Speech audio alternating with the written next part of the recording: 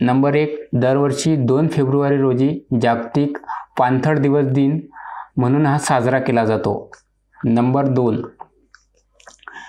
2010 मध्ये जनरल असेंब्लीच्या पदनामानंतर दरवर्षी फेब्रुवारीच्या पहिल्या आठवड्यात 1 ते 7 जागतिक इंटरफेस हार्मनी वीक आयोजित केला जातो. नंबर 3, 30 जानेवारी 2022 रोजी उत्तर कोरियाने त्यांचे हवासांग-12 इंटरमिडिएट रेंज बॅलिस्टिक मिसाईल तैनात केले आहे.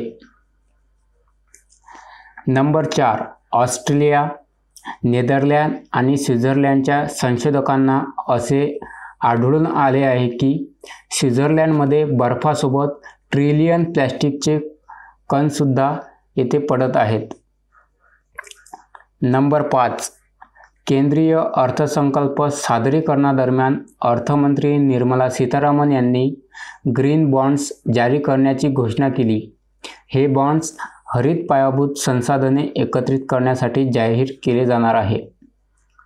नंबर 6, एका अभ्यासानुसार हवामानातील बदलामुळे युनायटेड किंगडम मधील वनस्पतींना सरासरी 1 महिना आधी फुले येतात.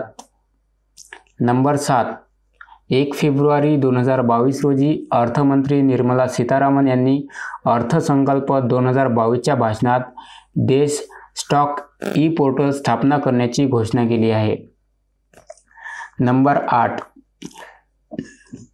सरकारने नुकतीच तोट्यात असलेल्या नीलाचल इस्पात निगम लिमिटेडची टाटा स्टील लाँग प्रोडक्ट लिमिटेडला विक्री करण्यास मान्यता दिली आहे. नंबर 9, 1 फेब्रुवारी 2022 रोजी संरक्षण मंत्री राजनाथ सिंग यांनी महिलांना लढाऊ वैमानिक म्हणून समाविष्ट करण्याच्या प्रायोगिक योजनेचे कायमस्वरूपी रूपांतर करण्याचा सरकारचा निर्णय जाहीर केला आहे.